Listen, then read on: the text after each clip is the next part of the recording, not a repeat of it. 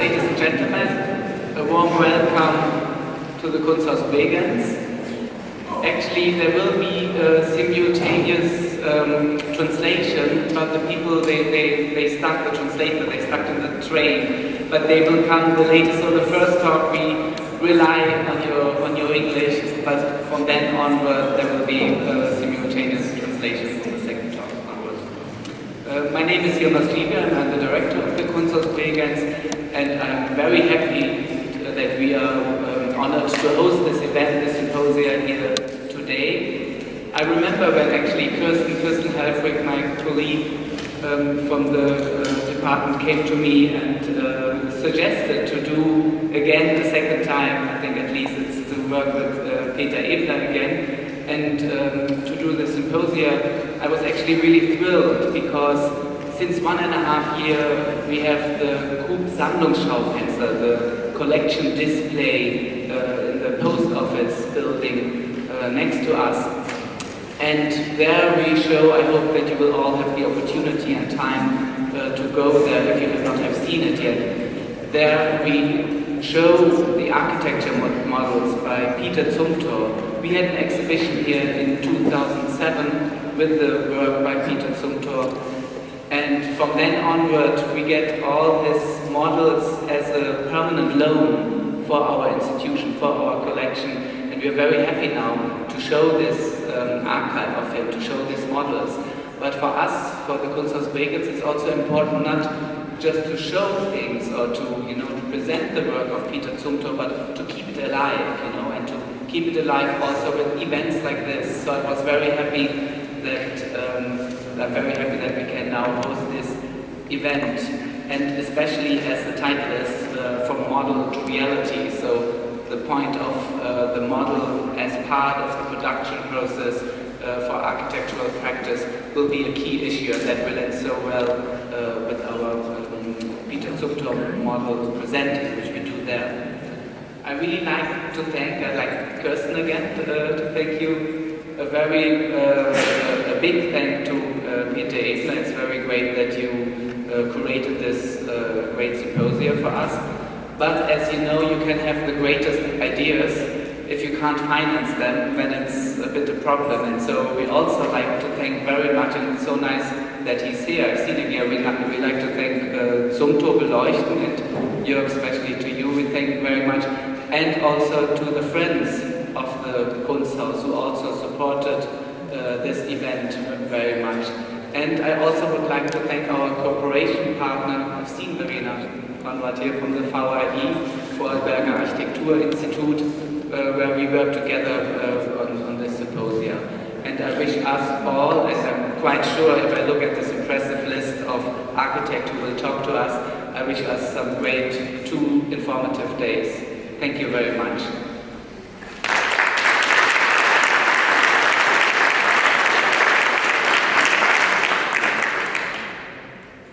Welcome to the Kunsthaus Bregenz. Thank you so much, Thomas, for the nice introduction.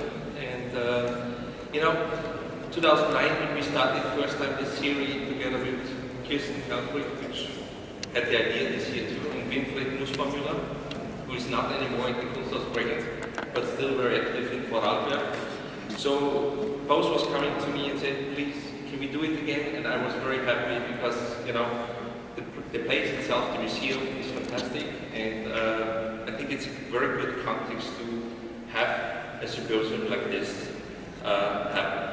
The other thing is the title, which was coming from the Kunsthaus Bregenz, which I liked very much because from model to reality is our daily life. And we thought, let's not do only an architecture symposium, also do a symposium where we have artists, urban planners, social studies, where we have engineers, where we have designers and architects. And I think the title, as we started 2009 the first time, Seismographs of Architecture, is something where we have to look in architecture much more outside of architecture, of the field of architecture, to find new ways to create something new. And that's the reason why we have this title every year. And I'm happy this year that it's called From Model to Reality. Thank you, I have to say, of course, to all the sponsors who did it already, but I also have to say to 3M, thank you very much, because 3M was the initiator, and Stefan Gabriel was the initiator, who is here today, the 3M president for New Ventures. He had the idea 2008 to found the futureLAB at UCLA, and since 2009 I'm running this futureLAB, and every year the students come from Los Angeles to Munich to study on a future topic, and this year we're doing the 3D printing of houses, where we print one apartment fully with all the equipment, with all the furniture, with all the porcelain and everything you need. And this is happening every year. So I'm very happy, and my students are here, so that's very nice. The other thing is other students we have this year from University of Huddersfield, from England, and also from Japan we have students. So we always work not only architecture students together, we have engineer students, aerospace students, mechanical engineers, business students, and architecture students working at the same time together to develop something. So the other thing is that's very important, because 3M is our partner from the futureLAB, but for us it's important to have also the Zumthor is doing, supporting us in this case, and the friends of the Kunsthaus are supporting us in Hypo at the same time too. Coming to the program, we start with the first lecture. We know each other. Ollie Smith, he was already in the futureLAB 2 years ago for a private talk to the students. And I was, everybody knows the office, of course. If you see the first images from Shanghai, if you talk about the Expo, it's always Heatherwick studio. But most of you will not know that Thomas Heatherwick, he's actually a sculptor. So he's not an artist, he's not an architect, he's not a designer, but he transformed himself to this field. So he's coming out from the design field, and now he's into architecture a lot. Since Shanghai is doing a lot of buildings, especially I think mainly in Asia. He's working. Ollie Smith himself is, of course, is an architect. He's trained as an architect. He studied in Aarhus in Denmark, as far as I know. And please give a warm welcome to Ollie Smith.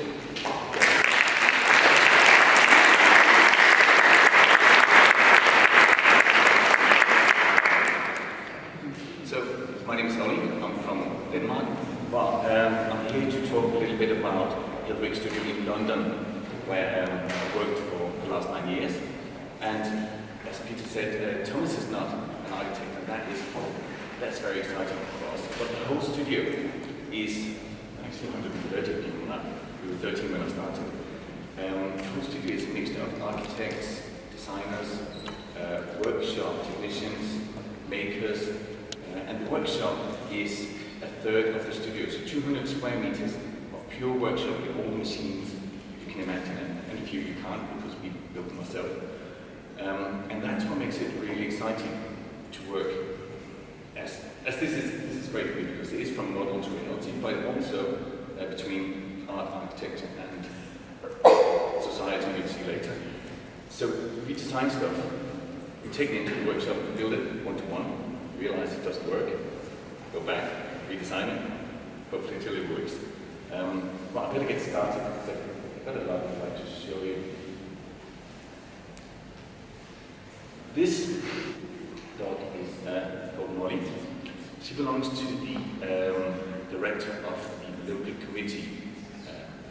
And in 2012, London was hosting the Olympics, and we were asked to do this highly confidential project, the Cauldron. Now, that was really difficult, because that was more than a year when we couldn't talk about the project at all, and we couldn't even call it the Cauldron or anything Olympic.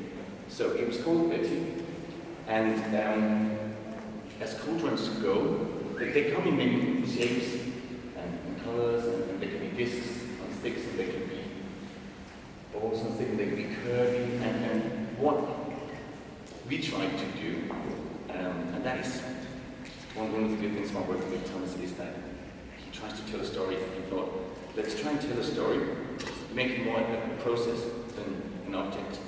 And also because people don't remember old ones, and we would like to, make something that people remember. The only cauldron that people actually remember is the 1992 cauldron, but they don't remember the cauldron. They remember that this guy shot an arrow up into the cauldron, and that was how he lit it. And everybody was like, is he going to hit it if he doesn't? Will there be Olympics? But he did, and it's all fine. Now, when you do a cauldron, it's usually on the roof of the stadium. And they told us, there is an area, a designated area, where you can put your cauldron. And we thought it was a little bit odd because this is such a finished shape, a beautiful shape. And we worked on a monastery, which was a circular building as well. And you had the altar in the center, and it's a strong shape. We didn't want to kind of mess with that. So we thought maybe we use the shape, and how do you do that? And how do you take it from an object into a process? Now, what we would like to do was to involve all the countries, 240 countries. So it wasn't just a bit of fire, but something everybody was involved with and would like to live on. So what Thomas did, this is Thomas in the middle, and this is Andrew, who's working on a project. He designed 240 pieces of metal, copper, as he usually says, because gold, silver, and bronze were quite busy, those two pieces. And 240 of them, and they were given one to each country.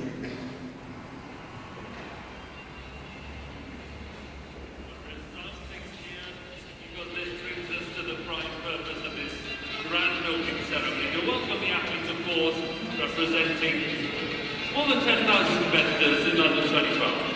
Yep, 204 nations, more than the UN, will compete in 302 events in 26 sports, and the place where it all began, Greece. The sporting extravaganza came to be in 776 BC. It's only fitting and only right that they get to march first in that case.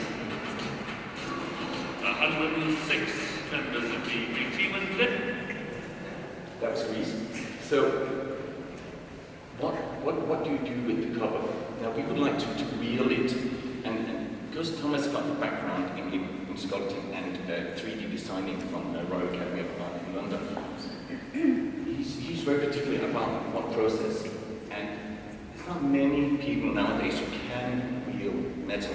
So we found this family-run company in Britain, south of London.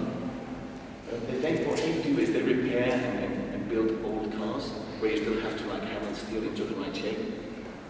And we were working with them, and they were an amazing family. And of course, they couldn't know what they were working on. So they didn't know that they were working on an Olympic project, basically. I mean, they didn't know it was the cauldron. One of them must have known, because it was engraved the 30th Olympiad, but that would give it away.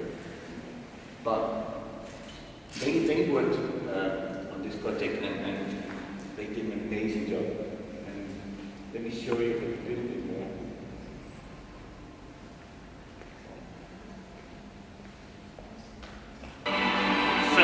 great British Olympic heroes, offering that honour to these young athletes. Literally passing the torch. Our first glimpse of the ballroom.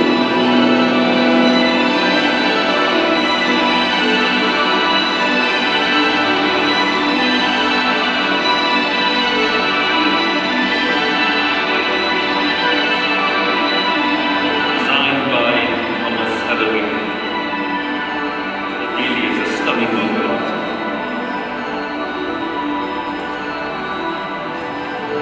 One of the most closely guarded secrets of this film ceremony. Young athletes touch the cauldron with the torches. The flames spread.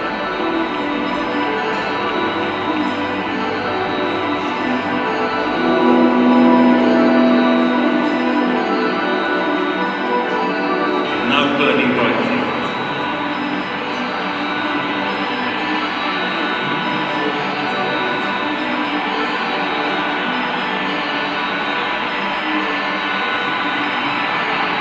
long, elegant stems, gently rising, converging to form one great flame of unity. Really is beautiful. Symbol of the peaceful coming together of nations at the Olympic Games.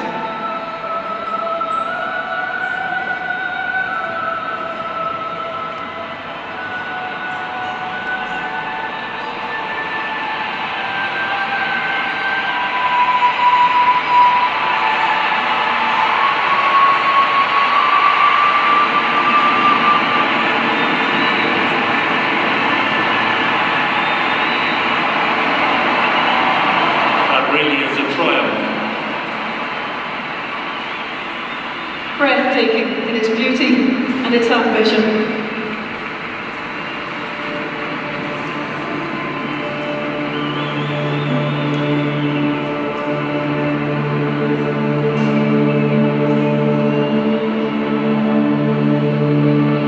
So the Olympic flame entrusted to a new generation.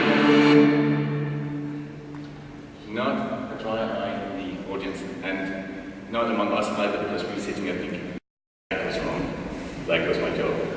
Because they've got 240 moving objects, and the only thing the committee had said was we got really bad experience with moving parts back from Athens and another place. So please don't do anything that moves. We kind of got around that somehow. And of course, there was the day before the test. I don't know if I was supposed to say that, but a few of them kind of stopped halfway, and we were just sitting there thinking, this is going to be hopefully good. And it was perfect, which was great. And as you probably saw, that every country had one. They were taken to the center, and then they were placed and fixed. And then they would be burning for 2 weeks. So here you can see what it looks like after the 2 weeks. And you can see it's still engraved. To be honest, we were not 100% sure, but we had a test of one 2 weeks, so it seemed okay. And here we are on site. So you can see how it is basically just locked on and ready to go. And for the technical part, it's not a hydraulic system, it's actually screw driven. So each of these are on a tilting arm and just pulled down slowly at different speeds. But I'm not going to go too technical. I mean, you can see all the arms here, 240, and they have to go at different speeds to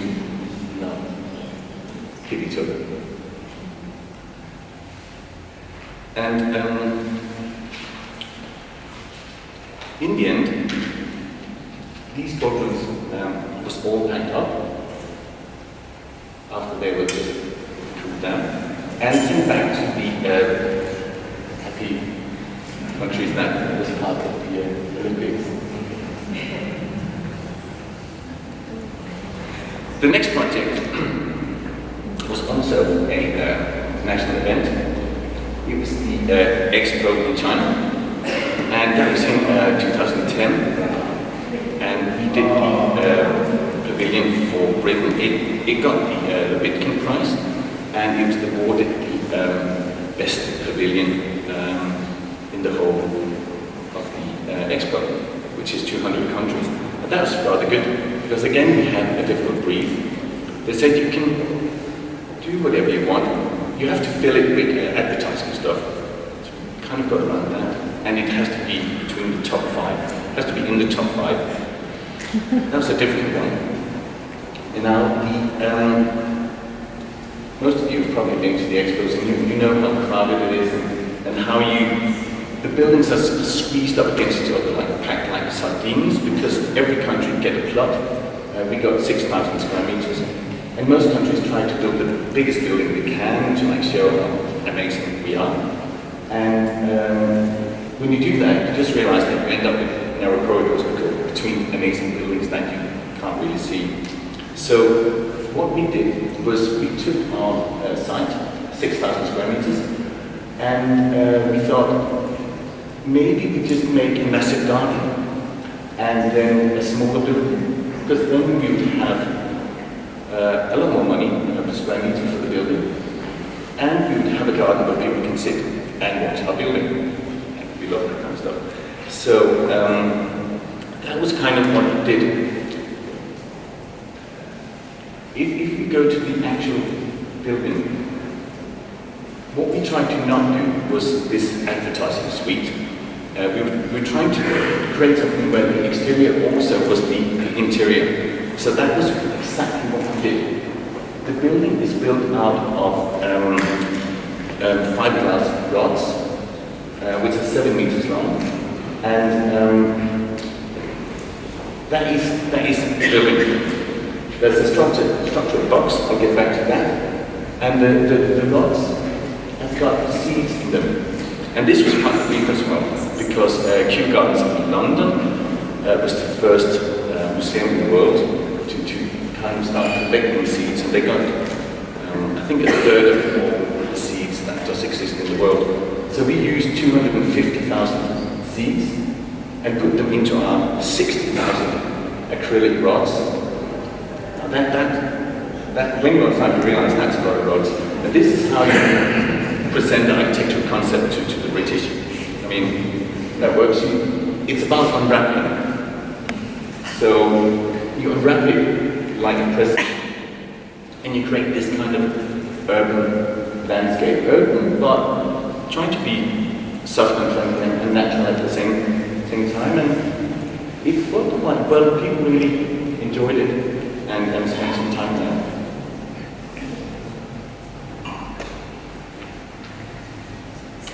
Now, here's the cross-section, and of course there are parts under the building, because you've got all the public stuff, all the not so exciting stuff like VIP rooms, toilets, ministerial suites, and offices. So what we did was we kind of chucked them under our carpet, and if I walk you around the building, I'll try and start with it.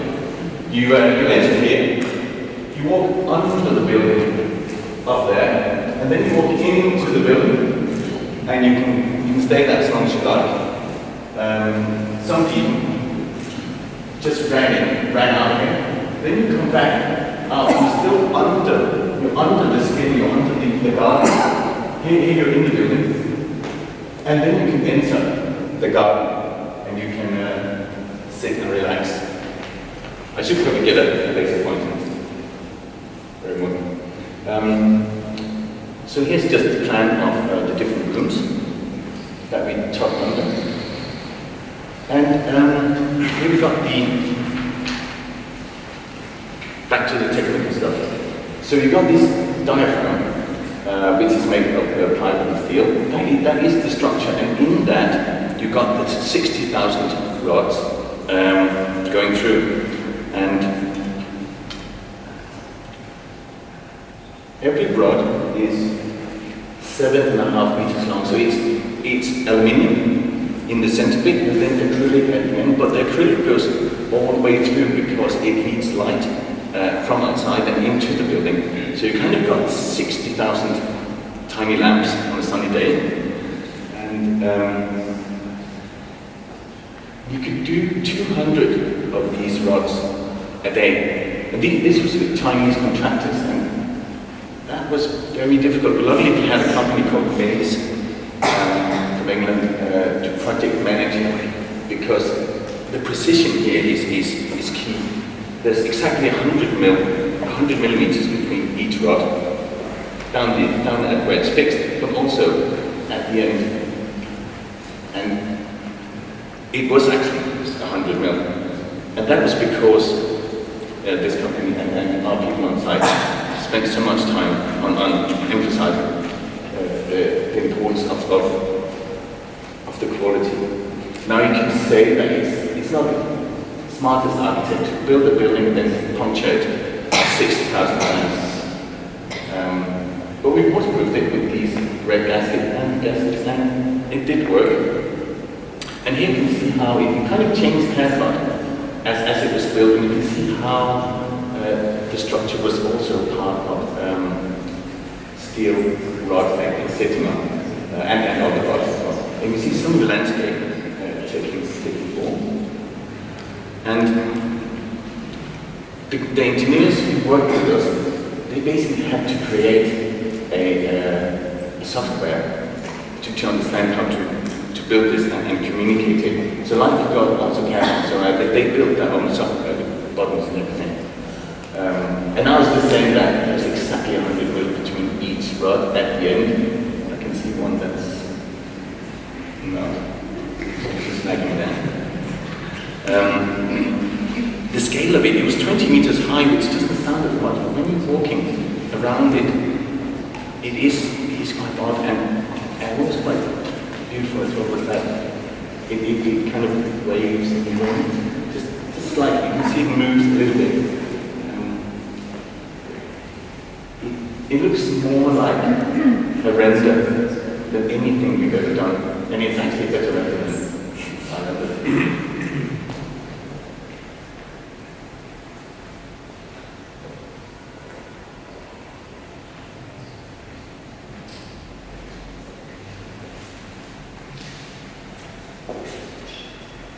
The landscape was a soft turf, so people could lie there, and we were told that, because there's a we were told that you'd never get Chinese people to lie down, but they did. They really relaxed and hung out. And it was the only place as well where you could just hang out and relax without paying for it, without having to buy food or drinks. You can see some of the offices below.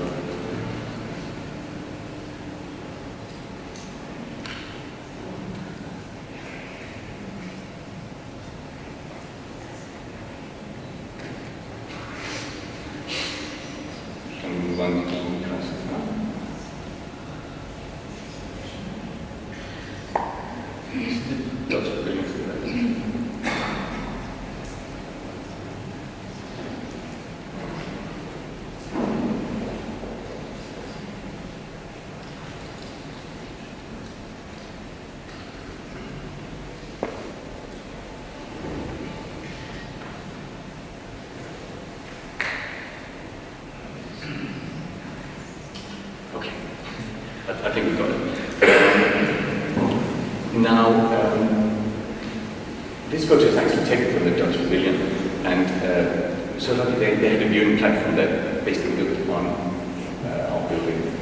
And that was quite good because sometimes the queue would go all the way around the side, which was pretty sad. So people could just instead went over to the Dutch Pavilion and took a photo.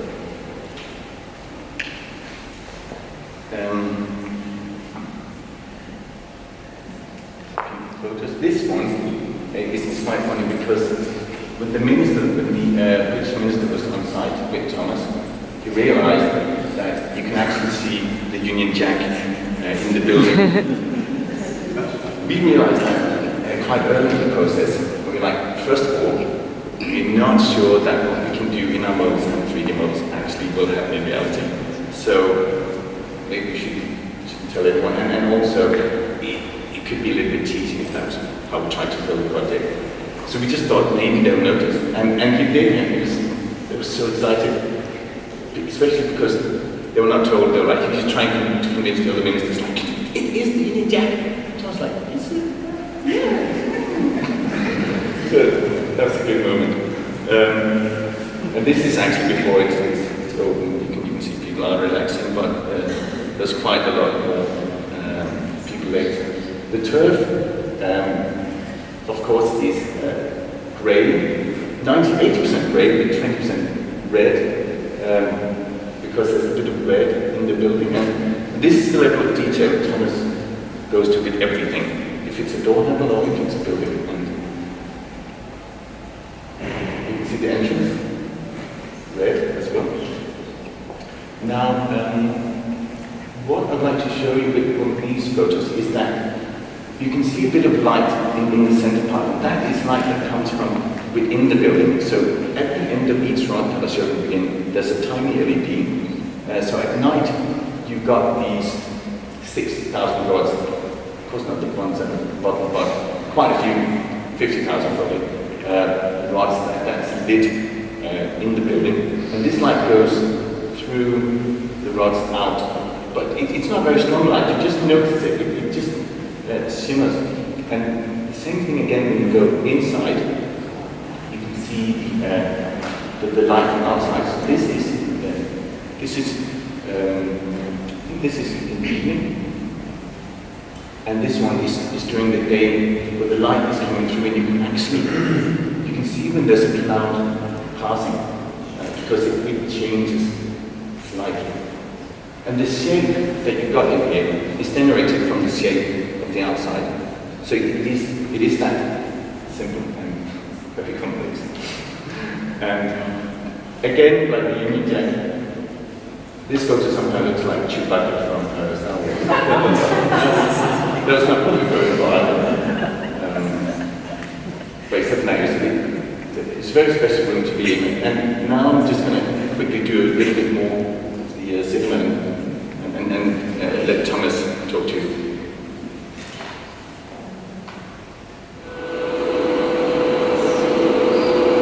How do you design a pavilion that's unique to the United Kingdom?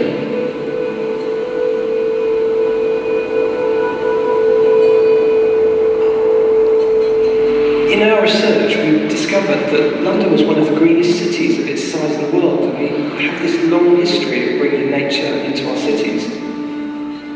We pioneered the world's first ever public park and the first major botanical institution, the Royal Botanic Gardens at Kew. Today, Kew is the pioneer of the Millennium Seed Bank Partnership, an absolutely extraordinary conservation project where seeds from 25% of the world's plant species have been collected, researched and stored. These seeds have the potential to feed people, to clothe people, to cure diseases, to clean air, to filter water, to make building materials, to create energy, to fight climate.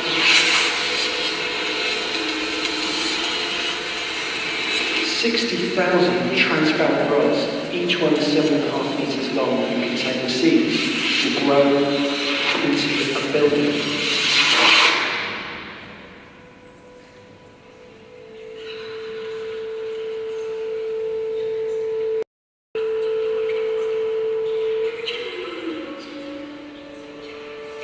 A seed cathedral.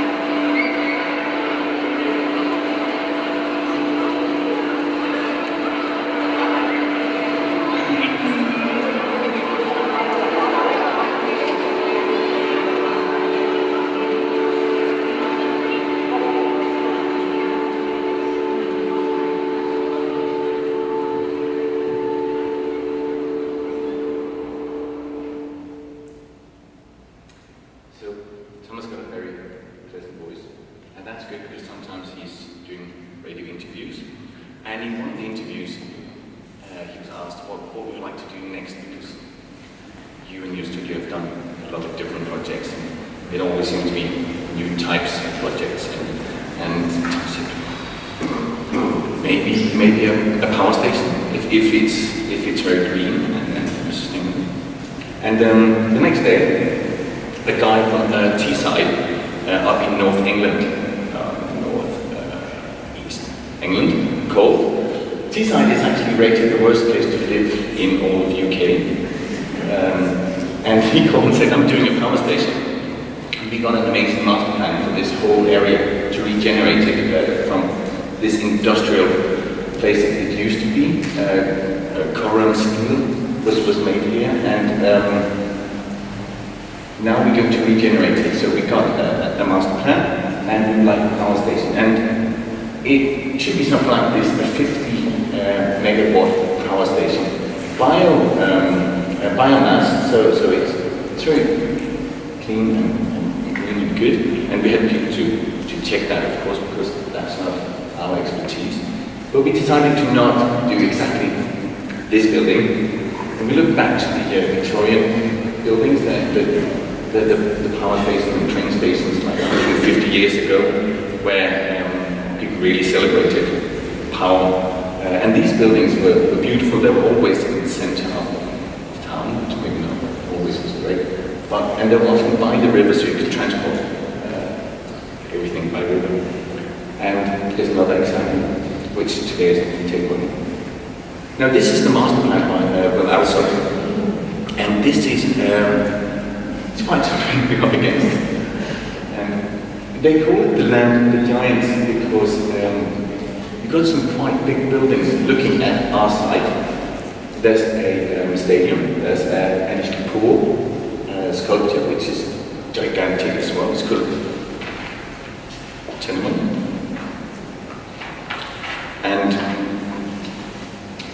you got a giant steel bridge and a college building which is quite large. So we had to kind of get up into that scale. But at the same time, our end of our side of the site was totally flat, as you saw before.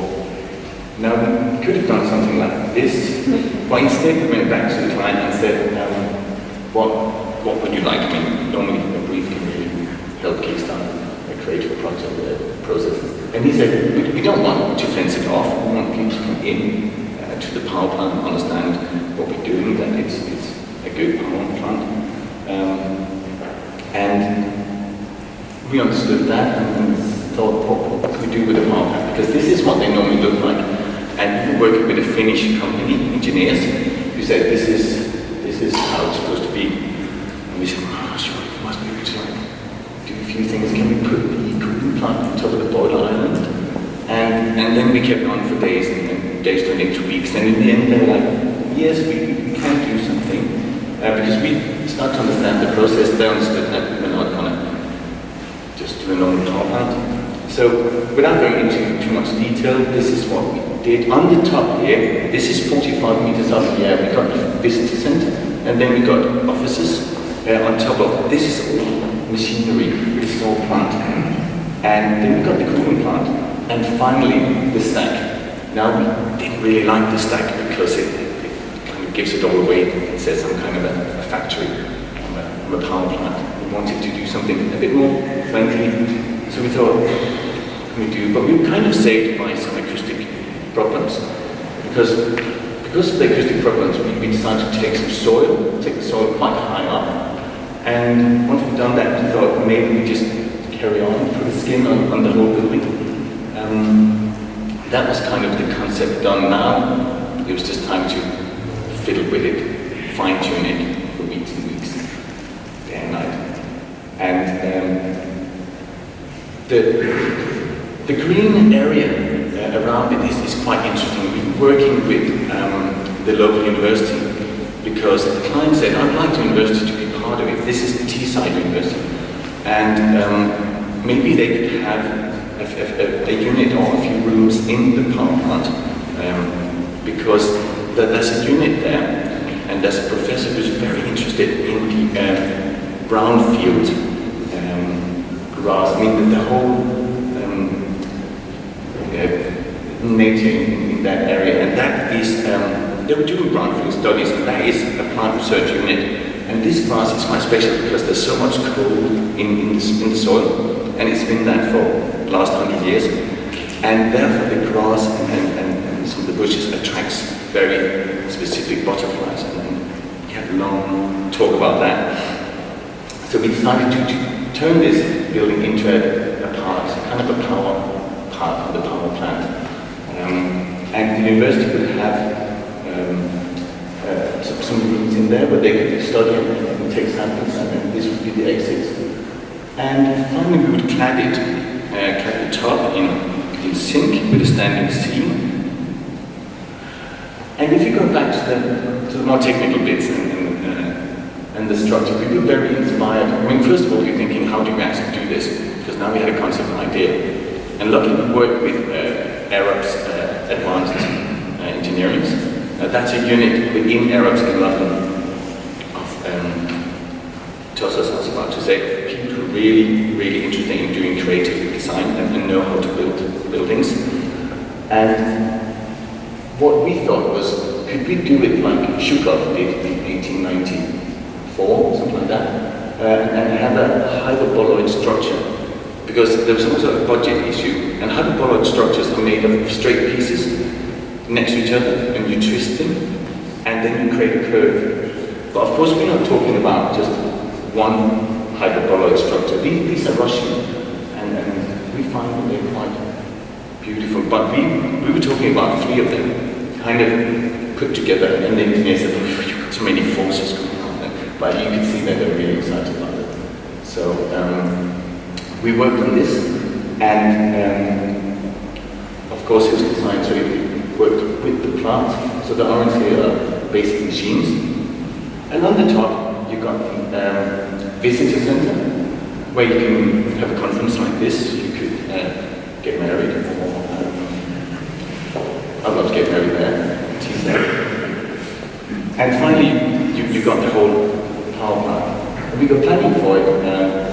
It's 2 years ago now, because it takes some time to do these projects, and let's hope this one goes really well. Next one is something completely different again, and that's what we do. We work in many scales, and we kind of approach most projects the same way. If it's 500,000 square meters, which our biggest project is at the moment, or if it's like the total, a small object. Now this is the Bregenz from 1954, and that was the last bus in Britain that was designed specifically to London. And it was an amazing bus. It stopped it was taken out in 2005, and I loved driving that bus. And every detail was thought of. And the unique feature about this bus as well is that you can jump on and off. And this guy was actually running this project, because we were talking about a new bus for London. And this is back when he started being a conductor in the 70s. So they were saying, and Boris as well, that the new bus, you should be able to jump on and off at the back. And this is the dimensions of the bus from 1954, which was perfect for 1954. But today, a normal bus is 10 meters long. And they would like our bus to be 11. So suddenly you've got quite a big machine. And the reason is that you have now 2 stairs. Instead of just stairs at the back, you have stairs at the front as well. So you can easily get people on and off. And that means 3 doors, so you've got disabled in the middle. And this is basically the bus, but this could have been the bus. But this is where you start designing, because you realize this is just a big housing box, like that. So we decided to shape it a bit, take a bit off, curve it a bit, round it a bit, not for aerodynamic reasons, basically to make it a little bit smaller in the streetscape, and to make it a bit friendlier. Because there's going to be 600 of them. There's 200 at the moment. So now, next design stage is a bit more of the detailing and the story. What's the story of this project? Because you don't want to do something superficial with a bus. It has to be super efficient. So what we did was we took the staircase, the front staircase, and said, if we take the windows down along the front staircase, that might be interesting. And if we do the same at the back, you might have a design. And by default, you have to have quite a lot of line glazing at the bottom left for the driver to be able to see the curve. So now we kind of had a good concept. And then it's time for the detailing. So this is the first bus that was talking about. And you can see how it's really nice to walk up and down the stairs at the back, because you do get a big view of London. And you can see the window going up along the other staircase. So you've got Big Ben, Trafalgar Square. It's like being on holiday. And here we've got the stairs, and you can see Thomas has thought about most of the details. Every detail we could get get away with redesigns, because we didn't want, for example, we didn't want too much plastic or rubber in the bus. Natural materials when possible. You see how the lines following through. Okay.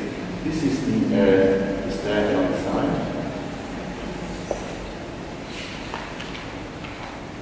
One of the things I like about the bus is the spotlights. A bit like in planes where you have kind of individual lights instead of having a long strip.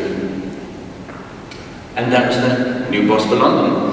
So now I better jump on to the last project. This project is one of my projects in Singapore.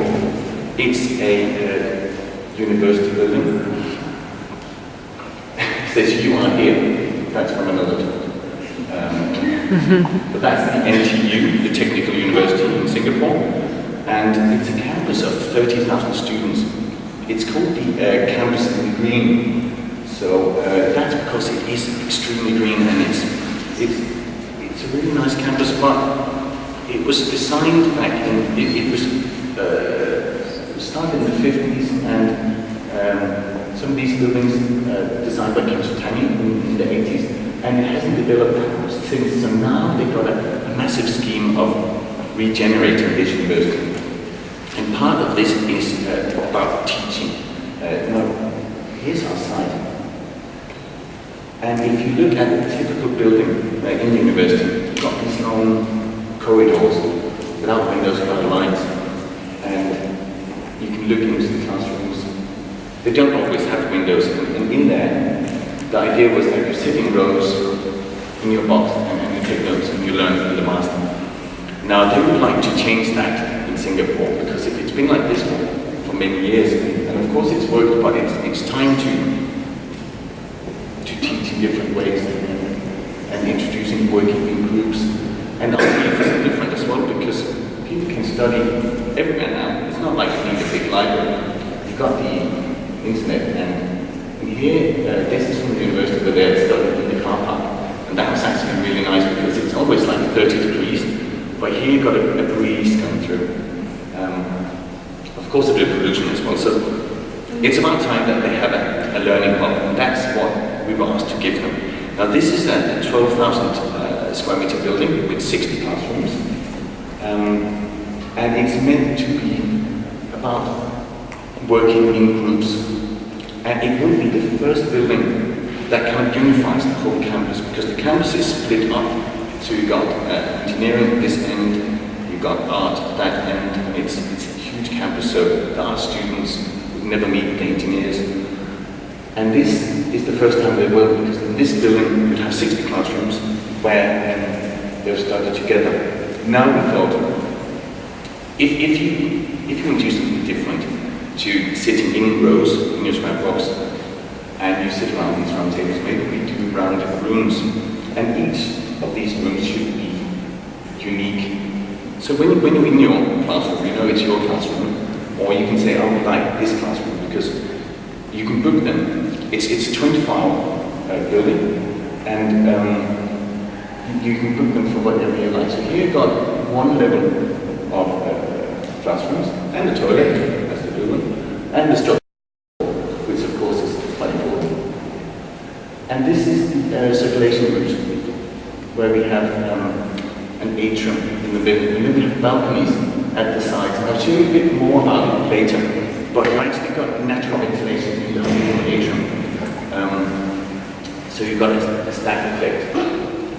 Now the concept from the beginning was that the students should connect. So therefore, all the classrooms are facing each other, and they got this atrium between them. Very idealistic maybe, and maybe not very realistic. We thought at the beginning we could do without glass, so you could just like see each other walk in, walk out, and study in that way. But the professor said like, stop. We're not going to do that. It's good that we can work in groups, but we need to have some places. So we thought, you got a rounded classroom, but we can't afford rounded glass, curved glass. And if you do faceted glass, it just looks like it tries to be curved. So we thought maybe we'd introduce zigzag glazing. So this is what we got here. So all of these partitions are zigzagging. Also because the craftsmanship in Singapore is not always that good. And they can't basically get this wrong because they're zigzagging. Finally, you've got the balconies, and this is also about ventilation, but also views out. So it's mainly a building that looks in on itself, and this is just a quick lecture hall. This is the 8 stories, and a garden on the top. And this is what it looks like. So when we designed something like that, and this was only 1.5 years ago, in March, when we designed this, we thought it's probably going to be value engineered quite a lot. But let's see if we can build something unique. And the amazing thing is it's on site now, and it hasn't been value engineered at all. We actually had the chance of working with some fine materials as fossil bronze and formula, and it's something I'll tell you about in a moment. So, this building also got the Green Mark, the Platinum Green Mark Award, which is the highest award you can get in Singapore. And this is because we got a so-called induction system. Well, here you can see the stack effect and the natural ventilation in the corridor. This is the atrium. Now, what you notice now maybe is that all of these columns are at different angles. So, when we worked with the engineers in Singapore, they said that's impossible, forget about it. And we're like, maybe we just pay for our friends at Arab to do a little model again. So they did an amazing model. Here's one of the columns, it's just a section, Schnittstelle. And okay. Sorry, I thought I had slides there. 3D model. One of the 3D models that can tell you where it goes wrong and where it doesn't. And we received that, took that back to Singapore and said it can be done. So let's get started. And it's actually going to look like this. We're on the 2nd story now.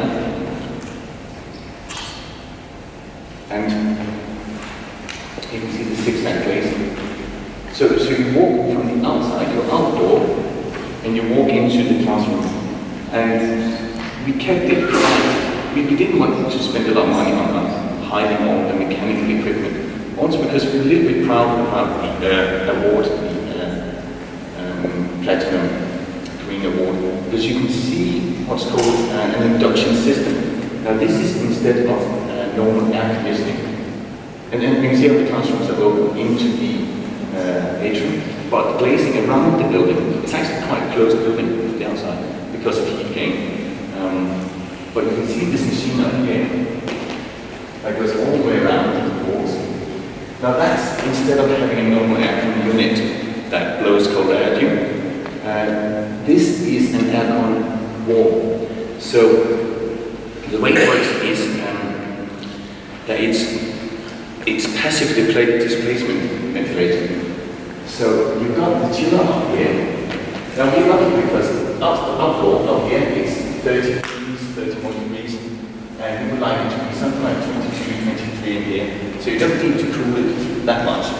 But they do just stack a lot of aircon units in all buildings in Singapore, and it is very hot, so it's kind of bad enough. But now we've been working with this system where you just have chilled water running in these grills all the way around the walls, and the wall is full of. So when this air gets cold, it just falls down. It comes out by your feet. And the way it works, and I'm not a scientist, but the way it works is it goes to the warmest point, which is you. And that's a very pleasant way to be cool, instead of having it blown at you.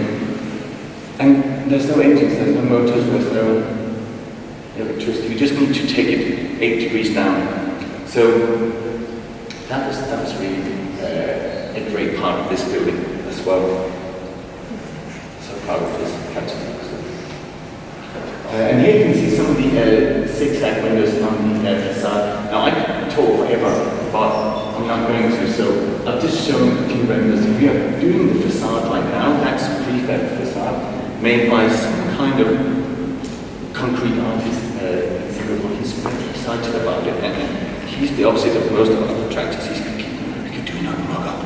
And we're like, it's okay, we're really happy with it, but we could try more. Where the other contractors are like, we don't do mock-ups, we just build it.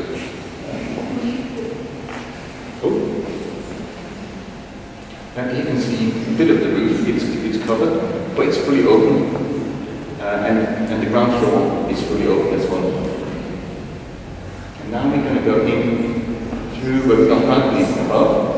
We've got the zigzag gates on the ground floor as well here. Going into the atrium, which of course moves inwards and outwards, and all the curves are unique. So that's cast in situ and hand-built edges. We've been very lucky that we've been able to do that. And you end up in a classroom. It does have a lot of kit, but it's green kit. And this is where we are today. Actually, no, 3 days ago. I just got back 2 days ago. And this is on the second floor. You can see some slanting columns. And what we've done with the columns, I mean, oh, here we go. Here you can see 80 columns basically going in different directions because the building works as one big ring beam. The columns are pushing upwards and the ring beam holds it together. And we know it works because we've done one of these. And this was what Arabs did. They did a little report and said, it can be done. And that was all we needed.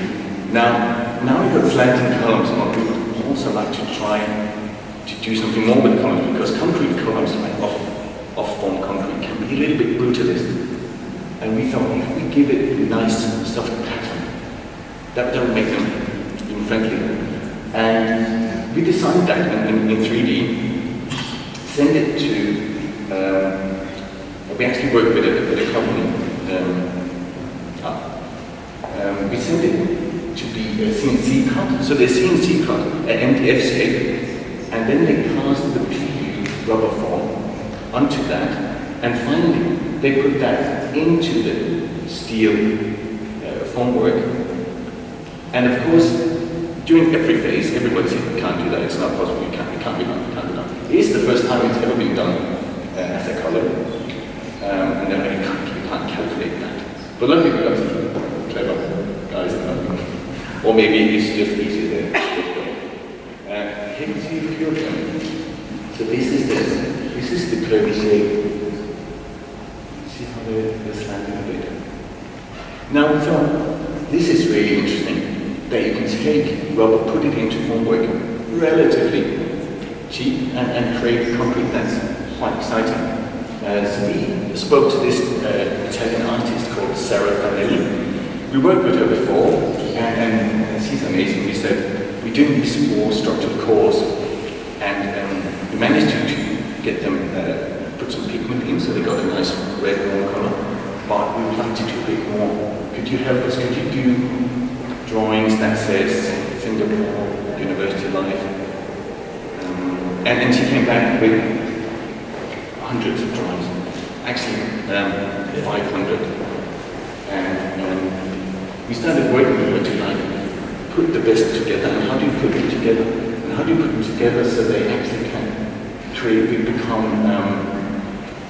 formwork for this wall? Now this wall is 4 meters tall, and the artwork is 12 meters long. The quality here is not really that good, but we took it into 3D and created 3D shapes. Now that sounds easy, or maybe it doesn't. It wasn't. Luckily I just had to ask my team to do it. And then they did it. And here you can see how it actually works. This is a low-bearing structural core with Sarah's artwork. Of course it was a collaboration between Sarah and Thomas, because Thomas said, I kind of like that. And the university also said, like, oh no, that one is devilish. Okay, can't have devils at the university. And here's one of our zigzag gates, because if you can have zigzag gates, zigzag walls. And the lifts.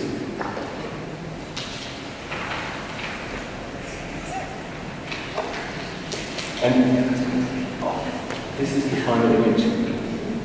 One of our things about the format was to create something interesting in the escape route, in the stair core. So now the stair core is a really interesting place to walk down. We can see the art instead of it just being a grey, cold core, and also to get people to use the stairs a little more because we only got 3 lifts. We got a lot of stairs, and now they're great. And we started 1.5 years ago. We had the stage starting now, so we've been busy and we still are. And that was basically it. Thank you very much for having me tonight.